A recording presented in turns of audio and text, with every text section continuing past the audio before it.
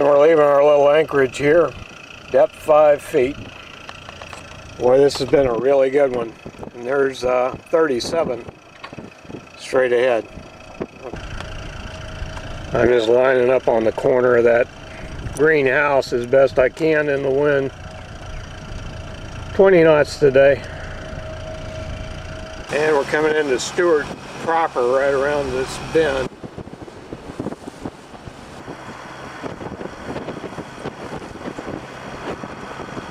Got 56 feet on this today. We're just continuing to hook around. This is the Roosevelt Bridge we're coming up to, and this is a busy area in Stewart.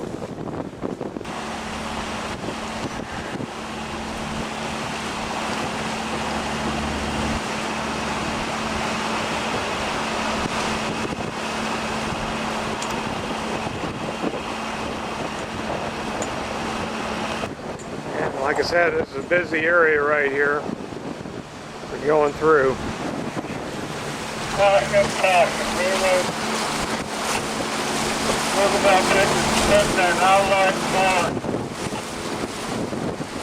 There's that Hell's Gate point right back there, roughly where the White House is.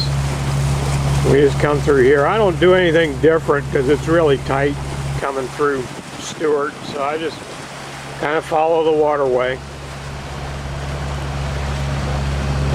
We got another lighted green we're passing at this point, so we know we got to do something. We're going to turn green 7 and red 8 is where we're turning here.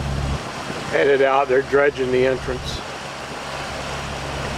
And that's the intercoastal northbound that we'll be clipping on. Alright, we've come out of the Stewart.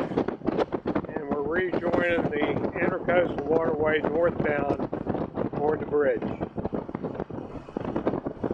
Directly east, as you would come out, is the inlet. Now from Stewart on up into the Indian River area and on up to Titusville, it's pretty much going to be a matter of lining up the bridges and just staying right in the channel here.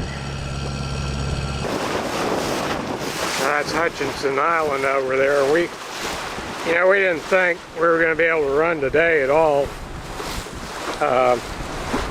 Got small craft advisories and winds up to 30 knots.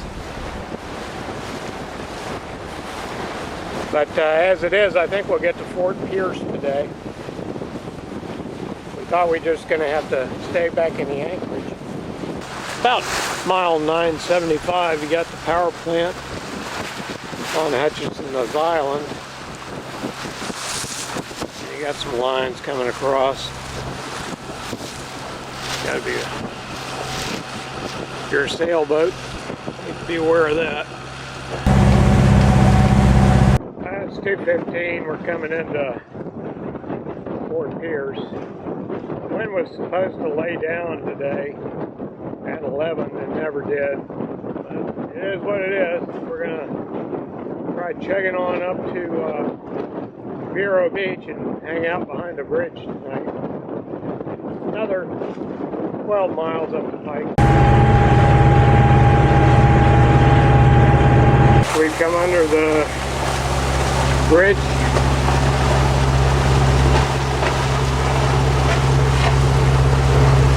There's the inlet.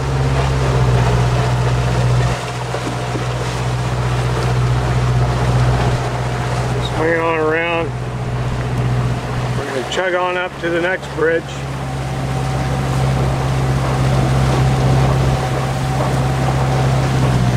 Well, this is a once in a lifetime filming, I guess. These guys up ahead had a lot of fun going back and forth by us, waking us, and just so happens they got caught.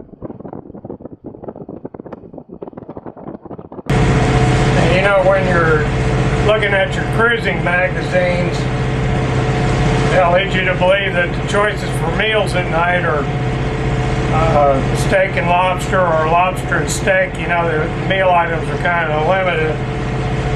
But the reality is, if you're the everyman, you're going to probably be eating what you normally eat. You know, your big money's usually gone repairs for the boat. Now tonight we're having baked potatoes. Then you're planning on a cruising boat. It's got to be simple, hit, quick, and hot as you're moving along. Pretty much the name of the game. Now here's the Vero Beach power plant. First bridge coming up from the south. And you can see the second bridge up there. Little island back here. That's our windbreak. Wind's coming out directly out of the north. Should be 50 degrees tonight. And I don't know how SOP this is, but what we've done, we've come on up. And here's your first bridge right here. I've just dived off the waterway right into here in this 4 and 5 foot water. Drop the hook. Now, flip the page on up another hour or so for us is an anchorage back in here, but my experience is by the time we chug up there to the anchorage, there's already, you know, 4 or 5 boats in there, and we end up out here trying to figure things out at night. So anymore, I just pick my anchorages as they come, wherever we're at when we're ready to stop. We pick one that suits that wind direction for that day, and this is just fine. Potatoes, I want 400 degrees, so I put 7 briquettes in, 7 times 66 for each briquette. Gives us our temperature. You watch YouTube videos, you watched grilled steelhead trout on the Cobb grill, or pork loin, chicken, baked bread, plus Cobb grill in the search engine there. You'll get all kinds of recipes for this thing. I really like it. It's a safe way of having a grill on a boat, and you know, the cost is, you know, what's 7 charcoal briquettes. Put the plate on. I just put our potatoes on and put the lid on. That's pretty much it. Sits right on top of a Magma bait station, just perfect, and safe way of having a cookout on the boat. 1 hour later and they're ready. Beans and taters tonight. Good night.